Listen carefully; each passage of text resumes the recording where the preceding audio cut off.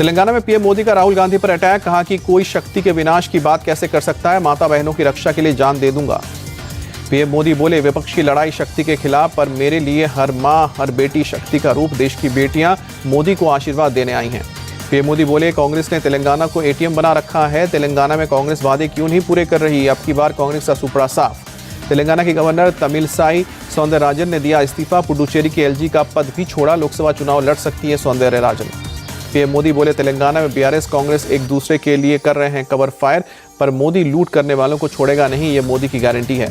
चुनावी बॉन्ड पर supreme court में सुनवाई, सीजीआई ने कहा एसबीआई को पूरे डिटेल का खुलासा करने को कहा था, बॉन्ड नंबर की पूरी जानकारी क्यों नहीं दी। सीजीआई ने कहा कि एसबीआई बॉन्ड पर चुनिंदा जानकारी नहीं दे सकता। एसबीआई के वकील ने कहा कि हमारी गलत छवि बनाई जा रही है, हम पूरा डेटा देने को तैयार हैं।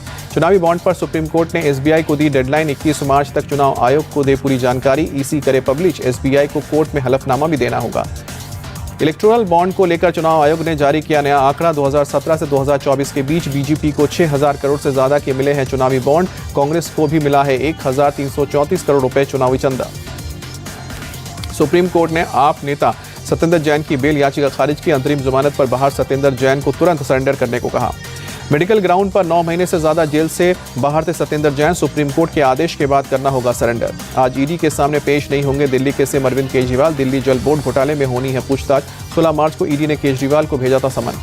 आपने ईडी के समन को गैरकानूनी बताया, कहा कि जब कोर्ट से केजरीवाल को बेल दे दी है तो ईडी बार बार समन क्यों भेज रही है। केजरीवाल को दिल्ली शराब घोटाला केस में भी मिला है 9वां समन, ईडी ने 21 मार्च को पेश होने के लिए कहा। दिल्ली बीजेपी चीफ वीरेंद्र सचदेवा बोले, केजरीवाल ने दिल्ली में किए इतने घोटाले, जांच की डाल लेनी चाहिए आदत, ऐसे एजेंसी कब तक भागेंगे अरविंद केजरीवाल। आज दिल्ली में होगी यूपी बीजेपी कोर ग्रुप की बैठक, बीजेपी अध्यक्ष जेपी नड्डा और गृह मंत्री अमित शाह भी होंगे शामिल। बीजेपी कोर ग्रुप की बैठक में सीएम योगी, दोनों डिप्टी सीएम और प्रदेश अध्यक्ष भूपेंद्र चौधरी भी मौजूद रहेंगे। 25 सीटों पर प्रत्याशी के नाम पर होगा मंथन। सीएम योगी से मिले मुलायम सिंह यादव की बहू अपर्णा यादव, बीजेपी ने शिष्टाचार भेंट बताया, लेकिन किसी सीट से चुनाव लड़ने की अटकलें तेज। बिहार में एनडीए के घटक दलों में सीट शेयरिंग के फॉर्मूले पर जल्द लग सकती है मुहर। सीएम नीतीश कुमार आज रात बैठक के लिए पहुंचेंगे दिल्ली। बिहार में कैबिनेट विस्तार से कुछ बीजेपी विधायक नाराज, पटना में विधायक राजू सिंह के घर रखी गई है डिनर पार्टी। मिश्री लाल यादव बोले, विधायकों से ज्यादा एमएलसी को मिली है तरजीह। महाराष्ट्र में महाविकास अघाड़ी के दलों के बीच सीट शेयरिंग को लेकर बनी सहमति। सूत्रों के मुताबिक शिवसेना उद्धव गुट 22, कांग्रेस 16 और शरद पवार की पार्टी 10 सीटों पर लड़ सकती है चुनाव।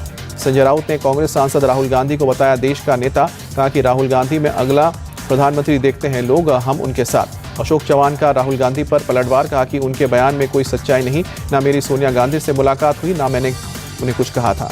सारण सीट से इंडी अलायंस की कैंडिडेट हो सकती है रोहिणी आचार्य, जन विश्वास महारैली के दौरान रोहिणी का परिचय कराया गया था।